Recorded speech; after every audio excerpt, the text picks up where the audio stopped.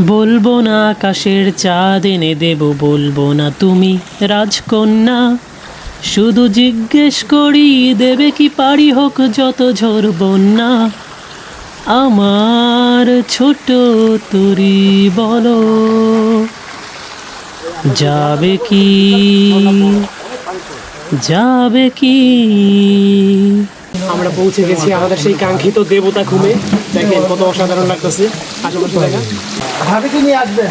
ওই যে ভাই ও ভাবি বলতো ভাই ভাবিকে জানিয়ে আসো, ভাবি তো আসার লেগে কান্না করতে আসার সময় আইরা দিয়ে 2 দিন ধরে কথাও কয় না।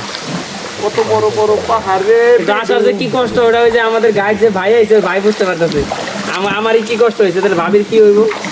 গাইস এখন আমরা কোথায়? দেবতা খুব। তার মানে আমরা ঘুরতে আইছি। তার মানে এটা এডিটিং। ওইটা না, এটা কষ্ট।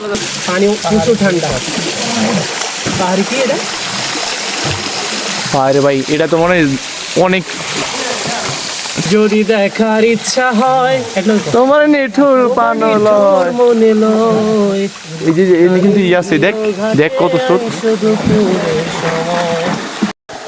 আমার ভেতর বাহিরে অন্তরে অন্তরে আছো তুমি হৃদয় জুড়ে আমার। ভাই আই ভাই আমরা বড় জন্নাতে যাব, ওখানে করব। দেখছেন গাইস আমাদের নৌকা পাথরের সাথে সংঘর্ষ হয়েছে। মনে হয় কিছু একটা শুয়ে আছে এরকম মনে হয়। দেখেন দেখেন এই যে ওইটা মনে হইতেছে মাথা আর এটা মনে হইতেছে পেট, একবার আশিক ভাইয়ের বুড়ির মতো। কোথায় কোথায় আশিক ভাইয়ের লাগিলেও আশিক ভাইয়ের বুড়িকে টেনে আনি কথায় কথায়। ছেলেগুলো অনেক খারাপ। এখন আমরা আছি গভীর অরণ্যে, দেবতা খুমের সেই গভীর অরণ্যে, যেখানে আসার জন্য বাংলাদেশের লাখো মানুষ অনেক কষ্ট করে থাকে।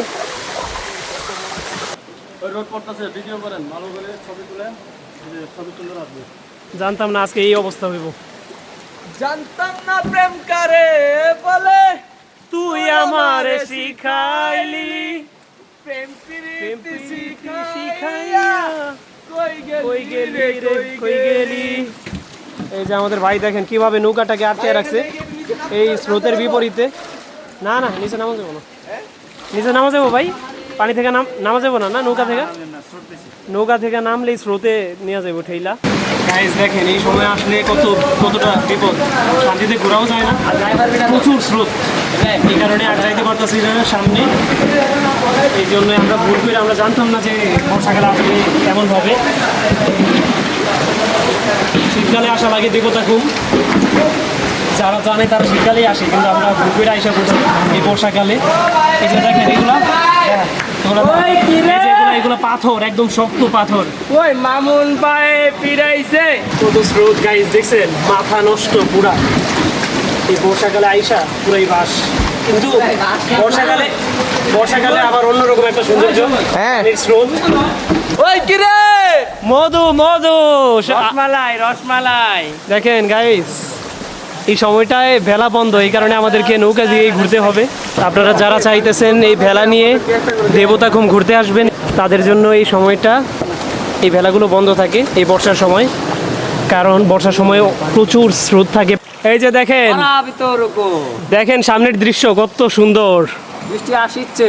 দেখছেন গাইস, আল্লাহর সৃষ্টি। ঘরে বসে থাকলে এইসব উপভোগ করা যায় না, একটু কষ্ট করা লাগে এইসব উপভোগ করার জন্য। আমরা তো দুটা জায়গা 400 দিতে আছি, নো প্রবলেম। এগুলো না হালাই দিছে, এগুলা কি লাগে না। ভালো আছি, ভালো থেকো।